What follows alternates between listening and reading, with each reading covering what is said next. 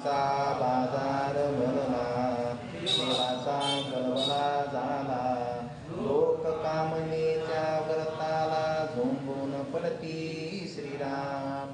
ऐसे अवघे नासले, सत्या सत्य हरपले. अवघे अनायक झाले चौकरे श्रीराम. मता मतांचा गलबला, कोणी कुशेना कोणाला. जो जे मती सापडला, क्षयास तेची तोर श्रीराम.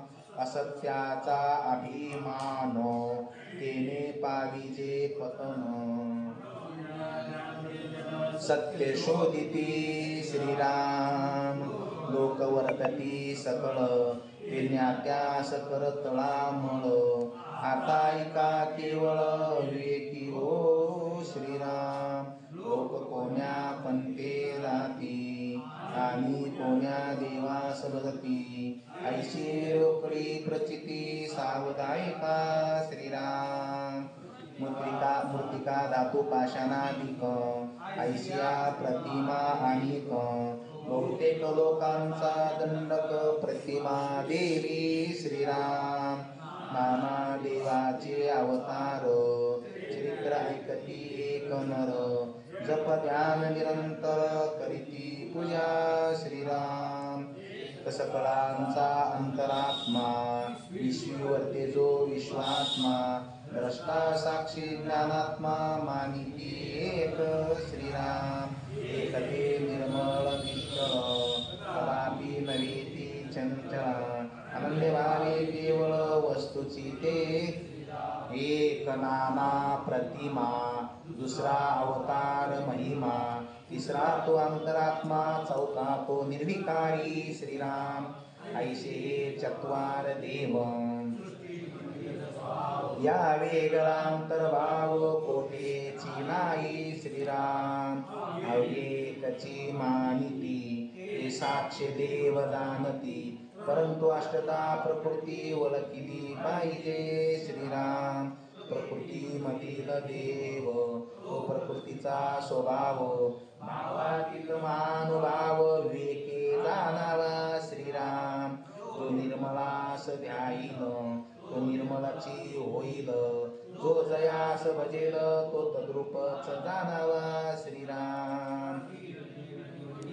ते राजहंस बोली जेती, सारासार जाणती ते महानुभाव श्रीराम. अरे जो चंचलास ध्यायील, तो सहजची चढेल.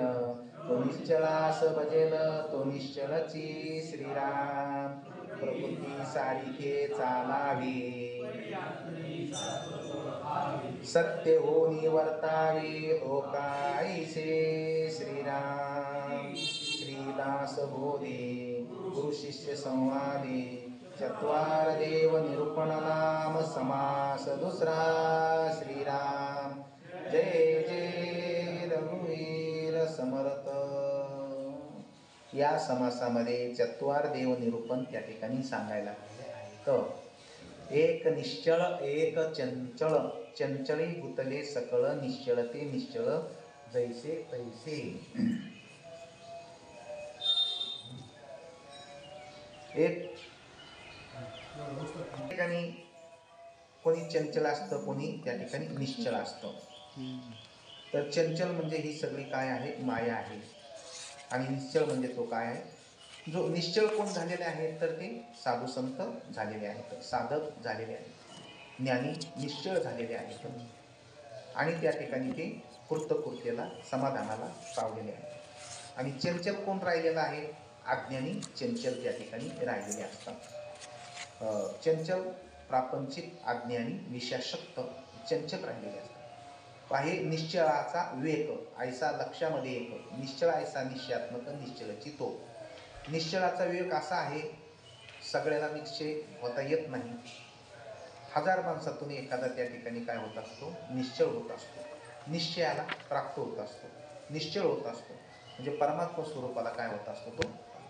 आस्तेच या महापुरी रिगताती कोटीवरी, परिप्राप्तीच्या पहिले तरी उपायला निघे. हे आस्थेचा महापूर आहे. आस्था म्हणजे श्रद्धा. श्रद्धेच्या महापुरामध्ये सगळ्यांनीच उड्या घातलेल्या येतात, पण श्रद्धेच्या महापुरातून प्राप्तीच्या म्हणजे निश्चळत्वाच्या परमात्म्याच्या प्राप्तीच्या पैकीराला सगळे नाही पोहोचले, या खंडात गेला. बाकी श्रद्धेच्या असणाऱ्या डोहामध्ये नदीच्या प्रवाहामध्ये उडी टाकली, पण सगळे श्रद्धा तिथपर्यंत राहिली नाही, निश्चळत्वापर्यंत जाण्यापर्यंत एखादाच गेला आहे का. आस्थेच्या महापुरी निगता ती परी प्राप्तीच्या पहिले तरी विपाईला निघे. विपाईला म्हणजे एखादाच.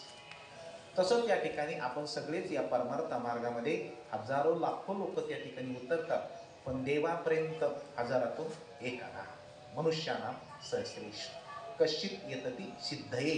मग कोणी त्या ठिकाणी ज्ञान घेता घेता अहंकारात बुडालं, कोणी ज्ञान घेता घेता मी खूप मोठा साधक याच्यामध्ये गेलं, कोणी घेता घेता मी खूप लौकिक मला विद्वत्ता आहे याच्यामध्ये गेलं, कोणी मला गाता येतं त्याच्यामध्ये गेलं, कोणी वाजवता येतं याच्यामध्ये गेलं, कोणी इतरापेक्षा मी जास्त परमार्थ करतो याच्यामध्ये त्या ठिकाणी गेलेलं आहे. असताना एका आहे, परंतु भगवंतापर्यंत जाऊस तर ती आस्थेला विकार निर्माण झाला, आणि मग विकार झाला, भगवंत पुन्हा दुरवला.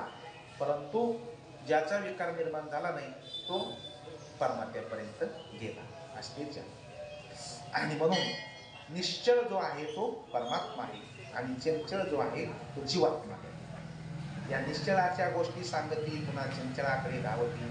चंचळ चक्र निघून जाती ऐसी घोडे, चंचळी चंचळ जन्मले, चंचळाची मध्ये वाढले, अवघे चंचळची बैसले जन्मवरी. कारण काय होतं, संसाराला जन्मतो, चंचळाला चंचल जन्मतं, आणि चंचळामध्ये त्या ठिकाणी ते काय होतात, वाढतात आणि जातात आणि पुन्हा जन्मतात. ही सगळी पृथ्वी अत्यंत त्या ठिकाणी काय आहे, चंचल आहे. पृथ्वी अवघी चंचळाकडे. आपण चंचल आहेत, पण स्थिरत्वाकडे पाहत असताना आपल्याला असं वाटतं ते चंचल आहे आणि आपण स्थिर आहे काही नाही. तसं नाही. गाडीमध्ये आपण बसतो, गाडी पळते, पण त्या ठिकाणी एखादं झाड तिथंच असतं, ते पळताना आपल्याला दिसतं. झाड स्थिर आहे, गाडी पळते. तर एवढ्या गाडीचा वेग असल्यामुळे स्थिर असणारं झाड आपल्याला पळल्यासारखं त्या ठिकाणी वाटतं. तसं आपल्या वृत्तीचा आणि आपल्या विषयाचा, आपल्या चंचलत्वाचा अतिशय वेग असल्यामुळे आपल्याला वाटतं आपण स्थिर येतो, आणि तो परमात्माच त्या ठिकाणी काय आहे का, चंचल आहे का, असं त्या ठिकाणी आपल्याला वाटत असतं. तसं नाही. काही उमजले ते तरी नुमजे, काही समजले तरी न समजे, काही बुजे तरी निर्बुजे किंचित मात्र. महाराज, काही उमजलं तरी ते उमजतच नाही. त्या ठिकाणी आपल्याला ते कळालं पण ते उमजत नाही, आणि काही समजलं तरी ते समजत नाही, आणि काही बुजे तरी निर्बुजे किंचित मात्र. काही उमजत पण उमजत नाही, आहे का नाही. आण्याच्या काठेवर बसते दोन गावं, एक वसले एक वसेची ना. आता हे म्हणजे एक वसले एक वसेची ना, मग मोठं ते भारूड आहे. तर तशा पद्धतीनं उमजलं पण उमजलं नाही. म्हणजे उमजलं म्हणजे नुसतं कळायला लागलं, पण त्याच्यातलं खरं आणखीन काही उमजलं नाही. म्हणजे आपल्या आचरणामध्ये ते आलं नाही, म्हणजे काय झालं नाही ते आणखीन उमजलं नाही. अशा पद्धतीनं असताना नुसती झुंजुरकी पहाट झाली, आणखीन प्रकाश त्या ठिकाणी पडला नाही. याला काही उमजलं काही न उमजलं असं त्या ठिकाणी. जागे बाहेर आत निजले गा, कैसे घरात घरकुल केले, नेनो अंधार ना उजळले गा. याला उमजलं न उमजलं म्हणतात. नेमका अंधार बी नाही आणि उजळलं बी नाही, अशी असणारी झंझुरकी. झंझुरकच म्हणतात ना त्याला. हा झंझुरकी पाठ. झुंजू मंजू झांजू मंजू असणारी त्या ठिकाणी असणारी ती पाठ. ही पाठ आपल्याला होते संतांच्या ज्ञानाने, पण उजळलेलं नसतं, म्हणजे पूर्ण प्रकाश उजळलं नाही आणखी. म्हणून अशा पद्धतीनं त्या ठिकाणी आहे. का बरं उजळलं नाही. आत जागे बाहेर, जागे आत निजले. आपण जागे येतं पण बाहेर येतो, आणि आतमध्ये काय येतं, आपण झोपलेले. संत बाहेर झोपलेले आणि आत जागे. आपण आत जागे आत झोपलेले म्हणजे आत्मस्वरूपाच्या ठिकाणी आपण झोपलो. बाहेर जागे म्हणजे जगासाठी आपण जागे येतं. संत जगाच्या विषयात झोपलेले आहेत, त्यांना काही कळत नाही. आणि आतमध्ये जागेत म्हणजे आत्मस्वरूपाच्या ठिकाणी ते काय आहेत, जागृत आहेत. आपली झोप, आपली जी रात्र आहे तो त्यांचा दिवस आहे, आणि त्यांचा जो दिवस आहे ती आपली रात्र आहे. परमात्म्याच्या बाबतीमध्ये, ज्ञानाच्या बाबतीमध्ये त्यांचा दिवस आहे, तिथं आपली रात्र आहे. आणि विषयाच्या बाबतीमध्ये आपला दिवस आहे, तिथं ते झोपलेले येतं. विषयाच्या ठिकाणी ते झोपले, त्यांच्या ध्यानात पण नाही पंचविषय, काहीच नाही त्यांना, मान नाही, अपमान नाही, निंदा नाही, स्तुती नाही. पंचविषय आले गेले काय? देह आगीवरी तोडलिया, शस्त्रावरी जोडलिया, चेवोची नाही धनंजयाची परी. त्यांना त्या ठिकाणी असणारी अशी अवस्था त्या ठिकाणी झालेली असते. देह आगीत पडला काय, शास्त्राने तोडला काय. तर त्यांना दोन्ही त्या ठिकाणी गोष्टी पण त्या ठिकाणी त्यांच्या नसतात. म्हणून संदेह, अनुमान आणि भ्रम अवघा चंचलामध्ये श्रम. चंचलामध्ये संदेह आहे, भ्रम आहे, अनुमान आहे.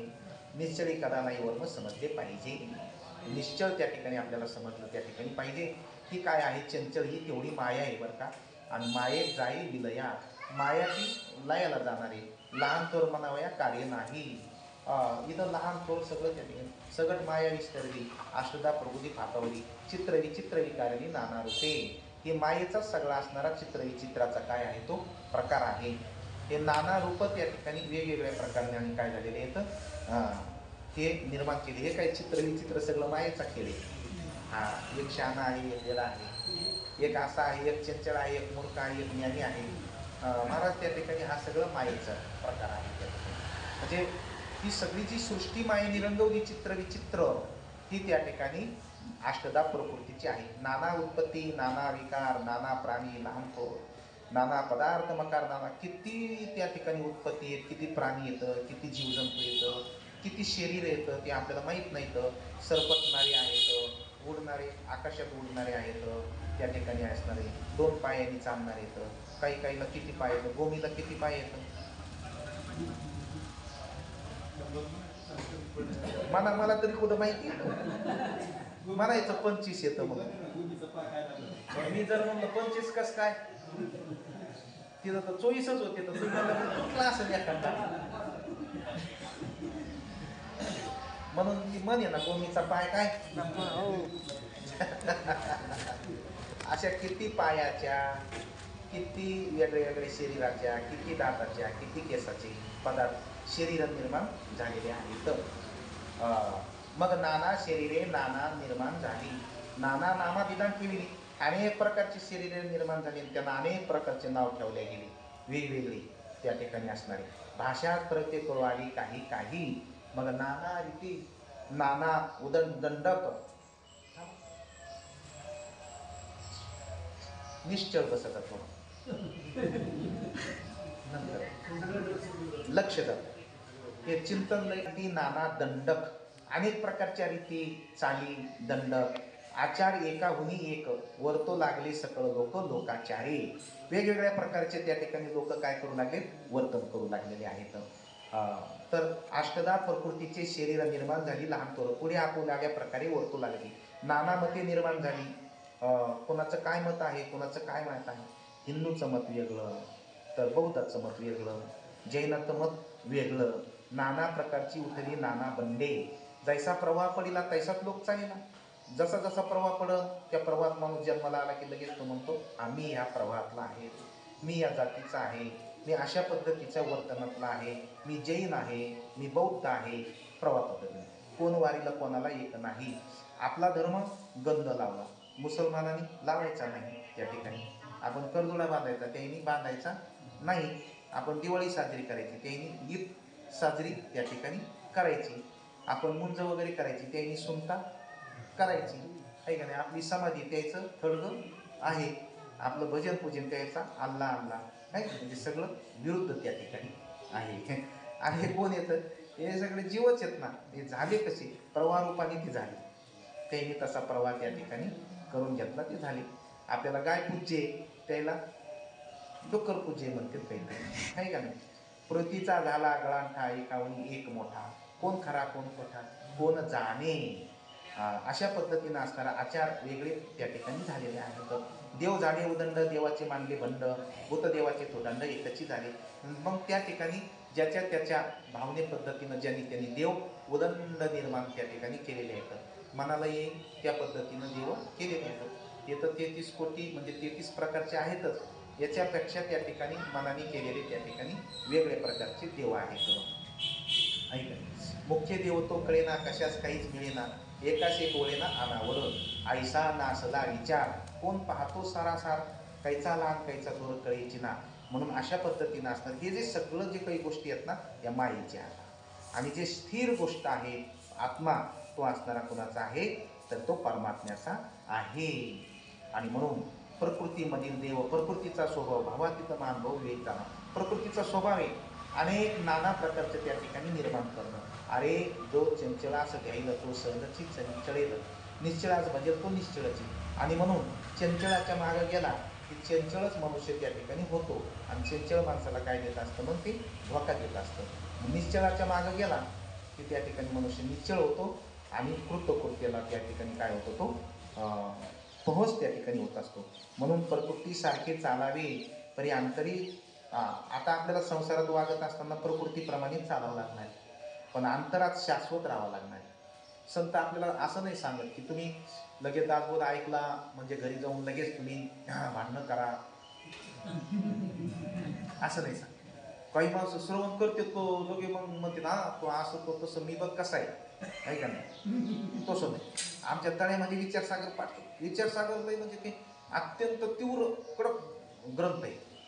तो काही 1-2 महिने त्या लोकांनी ऐकला समजा ते लगेच मग म्हणतात हा ते लगे मग ते घरी गेले की भांडण होतेच शक्यतो होतेच म्हणजे मग त्या ज्याला पूर्ण कळालं नाही ते म्हणतं असं कसं काय तसं कसं काय प्रपंचात तू असा कसं काय वागतो कसं काय माझं असं आहे हे बघ हे सगळं असं आहे ब्रह्मस्वरूप हे मग ते होतं ना मग भांडण. आणि म्हणून समर्थ आपल्याला समन्वय शिकवतात. समन्वय तुम्ही चंचळामध्ये गेले का चंचळासारखे राहा पण अंतरातून निश्चळ राहा. निश्चळ येथून आपण शिकून गेल्यावर त्याला नुसतं म्हणायचं माईक आहे खोटं आहे बायको वाढायला आली चहा द्यायला आली खोटी आहे तू चल होय तिकडे काय देऊ नको काय नको तू खोटे पण आहे खोटं आहे ते खरं आहे पण ते समजून वागून घे. कधी खोटं आहे ते नंतर बघता येईल नंतर शेवटच्या टायमाला ते खऱ्याला जाणून त्या ठिकाणी ते घेतलं पाहिजे. आणि म्हणून प्रकृतीसारखे चालावे. प्रपंचामध्ये वागत असताना प्रकृतीसारखं वागायचं. तिथल्या तिथं सगळे व्यवहार वगैरे हे ते सगळे यथासांग व्यवस्थित करून आणि अंतर्यात्म्याला जाणून त्या ठिकाणी संत जगामध्ये आले पण जगाचा नियम त्यांनी मोडला नाही. प्रपंचाच्या नियमाप्रमाणे राहिले वागले. नाथ महाराजांनी गिरजाबाईला खूप सांभाळलं सगळं. नाथ महाराज म्हणले जैशी स्थिती आहे तैशा परी आहे. एक जण म्हणला लोक तर म्हणतात लय श्रीमंत होते आणि ते तर म्हणजे जैशी स्थिती म्हणून ते काय गरीब होते का काय बाबा. जैशी स्थिती म्हणजे तुम्ही श्रीमंत आहे का श्रीमंत राहा असं दिवाळ काढून घ्यायचं मग संत झाला असं नाही. गरीब झाला मग संत नाही. श्रीमंत आहे का त्याच्यामध्ये राहा गाडीमध्ये फिरा चांगलं राहा पण त्या स्थितीमध्ये राहून ती स्थिती ओळखा. त्या स्थितीमध्ये पण आपल्याला प्रारब्धाने प्राप्त झालं पण आपल्याला याच्यामध्ये पण परमात्म्याला ओळखून आपण त्या ठिकाणी राहायचं आहे. ही स्थिती आहे आज आहे उद्या. तुकाराम महाराज असे झाले म्हणून त्या स्थितीमध्ये त्यांनी आनंद घेतला. आणि ज्ञानेश्वर महाराजांचं लग्नच केलं नाही आणि आपले समर्थ तर सावधान म्हटल्यावर भाव देऊन पळून गेले नाही का नाही. त्यांनी लग्न केलं नाही संसार केला नाही पण जगाचा संसार केला. म्हणून बघा ना यांचे बाहेरचं संसाराचं वर्तन किती विचित्र आहे सगळं खूप विचित्र. कशाला ताळमेळ नाही काहीच नाही त्याचे संतांचं. हे तुकाराम महाराज एवढे आपल्याला माहिती पण बाकीचे संतांचं तर खूप म्हणजे अवमेळ सगळं आहे. कोणाची माय त्यांनी त्यागला कोणाचा बाप त्यागला कोणाचं काय झालं कोणाचं काय झालं आणि त्याच्यातून ते त्या ठिकाणी त्यांनी फक्त निश्चळ जो परमात्मा आहे त्याला धरलं आणि बाह्य जगाची स्थिती ती होतच राहते. सगळ्या पद्धतीने अशी काय होत राहते ती होत राहते. काका तर माझ्याकडेच बघत येतो काका सगळं माहिती ना घाललेलं आहे सगळं आहे का नाही. आता आम्ही मारुतीला तिथं कार्यक्रम होता मी जात होतो मग ते सगळं गेल्यावर ते आम्ही सप्त्याला गेल्यावर मंदिरात राहत होतो. आता मुलं आमचा मुक्काम आपण हरिभक्तच म्हणल्यावर तिथं काय मंदिरातल्या खोलीत राहायचं तिथल्या तिथं पारायण असतं तिथल्या तिथंच कार्यक्रम बरं वाटतं. लोक म्हणजे महाराज तुम्ही सगळं ऐकलं आता मंदिरातच राहायला लागलं सगळं हेच व्हायला लागलं. मग ते म्हणायला लागले दत्त महाराज मग दत्त महाराज आम्हाला डबा द्यायचे पण इकडं पंगत असल्यामुळे त्याचा डब्याचा प्रश्न मग ते म्हणायचे डबाच खायनात ना आमचा म्हणजे भावकी बघा महाराज असू नाही तर कोणी असू तिथं भावकी येते का नाही. एक दिवस घरी गेलो म्हणलं तसं नाही ते तुमचा डबा उशिरा येतो तर आमची पंगत होऊन जाते असं काही हे नाही. आणि मग ते आता याला गेल्यानंतर आता ते घर गिरग्यात केलं मग त्याला कोणीतरी मध्यस्थी माणूस म्हणला, आता नानाला काय करा महाराजाला, हे जे आहे इथं 5-7 गुंठे 9-10 गुंठे त्याला द्या, मग ते नंतर कधी मध्ये आले की घर बांधते असं म्हणले ते. आणि मग ते झालंच ना, पुन्हा ते आलंच का नाही. मग त्यांनी सांगितलं बाबा आता तुम्ही इकलं म्हणले, आता पुन्हा 10 गुंठे मग पुन्हा मागं पुन्हा सगळं हे आलं का नाही रेस्टॉरंट.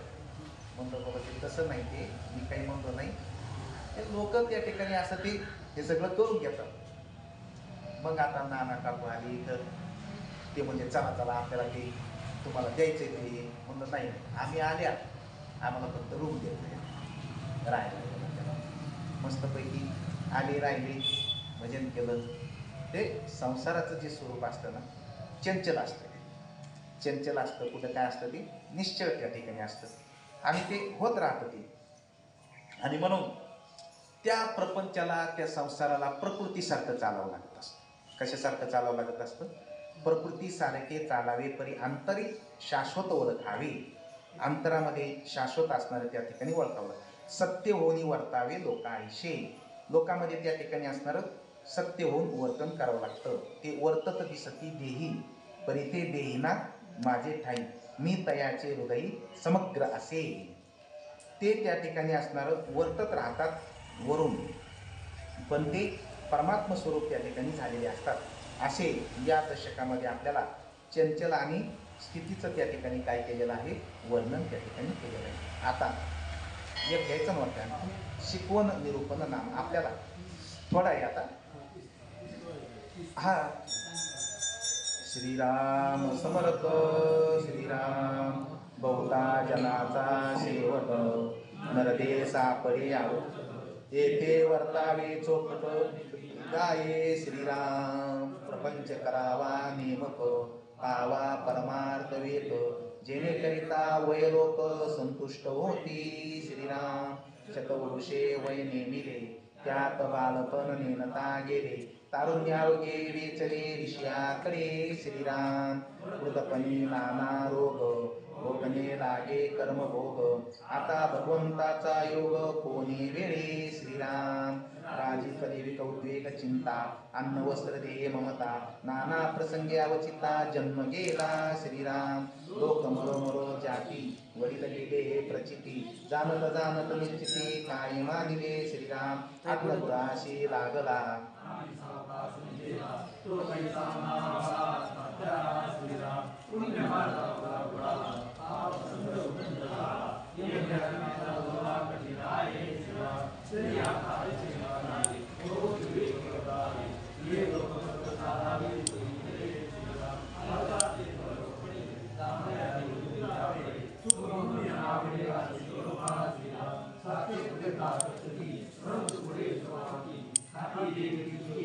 यत्ने करुणी. श्रीराम आळस उदास नागवना, आळस प्रयत्न बुडवना, आळसे कर्तेपणाच्या खुणा प्रगट होती. श्रीराम म्हणून आळस नसावा, तरीच पावी जे वैभवा, अरत्री परत्री जीवा समाधान. श्रीराम कोण तो हेचे एक निरूपण, सावध करून अंतःकरण निश्चयेक. श्रीराम प्रातःकाळी उठावे, काही पाठांतर करावे, यथाशक्ती आठवावे सर्वोत्तमाशी. श्रीराम मग दिशेकडे जावे, जे कोणाशीच नवे ठावे, सौच आचमन करावे निर्मळ जळे. श्रीराम संध्या तर्पण देवतार्चन, पुढे वैश्वदेव उपासन यथा सांग. श्रीराम काही फळहार घ्यावा, संसार धंदा करावा, सुशक्य राजे राखावा सकळ लोक. श्रीराम ज्या ज्याचा जो व्यापार ते असावे खबरदार, दूषितपणे परी तोड वेळ लावी. श्रीराम साठवण झाली या चरपणी, दूषित आळसाची रोपणी प्रचित पाय. श्रीराम या कारणे सावधान, एकाग्र असावे मन, तरी मग जेविता भोजन गोड वाटे. श्रीराम पुढे भोजन झाली यावरी, काही वाची वरी, एकांत जाऊन वरी नाना ग्रंथ. श्रीराम तरीच प्राणी शहाणा होतो, नाहीतरी मूर्खची राहतो.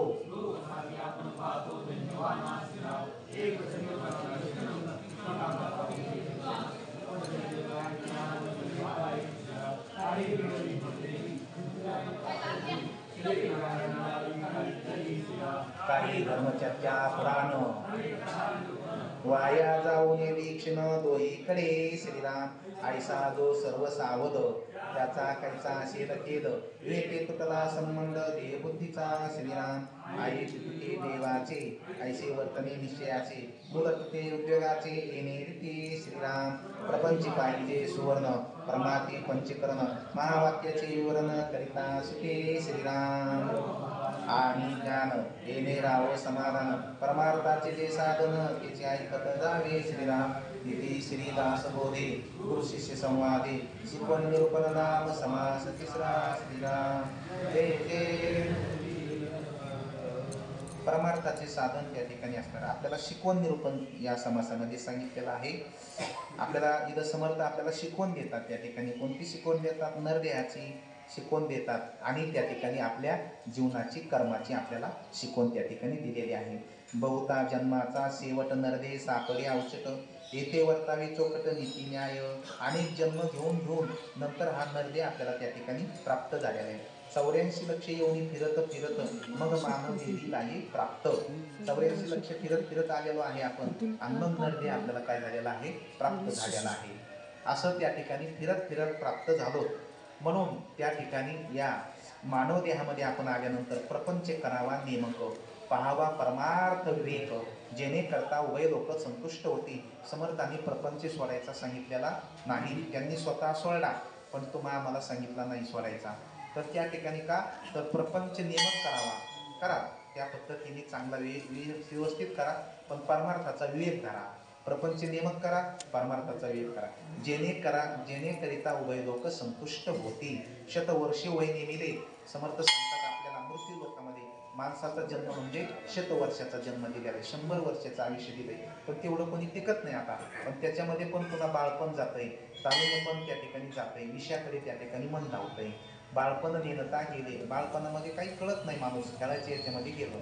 तारुण्य अवघे वेचिले विषयाकडे तारुण्यामध्ये विषयाचा मध वाढतो आणि त्या ठिकाणी माणसाला सतत विषयाचं ध्यान त्या ठिकाणी होत असतं. तारुण्य पण विषयामध्ये जातं माझा आणि मग लगेच वृद्धपण विषय भोगता त्या ठिकाणी मुलं बाळं वगैरे झाल्यानंतर लगेच काय होतं मग वृद्धपण येतं आणि वृद्धपणामध्ये काय येतं त्या ठिकाणी नाना रोग. वृद्धपणी नाना रोग या शरीरातले लोपून राहिलेले अनेक प्रकारचे रोग खवळले जातात. भोगणे लागे कर्म भोग त्या रोगाला सोडून पुढे जाता येत नाही. ते त्या शरीराचा स्थायी भाग असल्यामुळे तो आपल्याला आपल्या कर्मभोगाने भोगावाच लागतो. आता भगवंताचा योग कोणी वेळी सांगा मग आता भगवंताचा योग कधी साधायचा आपण? बालपण तर खेळण्यामध्ये गेलेलं आहे आणि तरुणपण विषयामध्ये गेलेलं आहे आणि वृद्धपणामध्ये रोग खवळले. आता भगवंताचा योग कधी करायचा सांगा?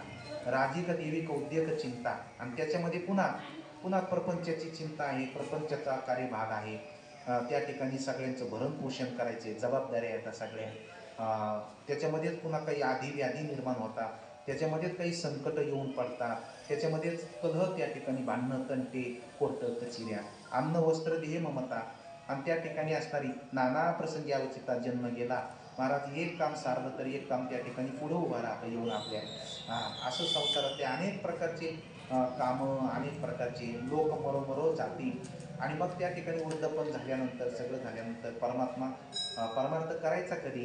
वडील गेले हे प्रचिती बघा ना. आपले त्या ठिकाणी असणारे लोक जन्माला आले मेले. आपले वडीलही गेले आजोबा गेले पंजोबा गेले खापर पंजोबा गेले चिपट पंजोबा गेले सगळेच त्या ठिकाणी गेलेत ना. आणि जाणत गेले ते आपल्या डोळ्यात एकच त्या ठिकाणी गेलेले आहेत. आजा मेला पंजा मेला बाप मासना मेला देखत ना तू पण तोही पैशाची झाला. आग्न गृहाशी लागला. अवयव सगळा अग्नी आपल्या घराला लागलेला आहे. कधी कधी आपल्यापेक्षा लहान मुलगा एखाद्या बापाचा मुलगा जातो. बाप त्याचा गेल्यानंतर झुरत राहतो त्या ठिकाणी. बापा देखता मुलगा जाय बाप मुलं पाहूनही झुरत आहे. त्या ठिकाणी तो झुरण्यामध्ये त्याचं त्या ठिकाणी काय होतं आयुष्य निघून जातं आणि सावकाश निधला तो कैसा म्हणावा मला. आणि एवढं सगळं त्या ठिकाणी दुःख असून एवढ्या सगळ्या भानगडी असून मनुष्य निश्चिंत आहे.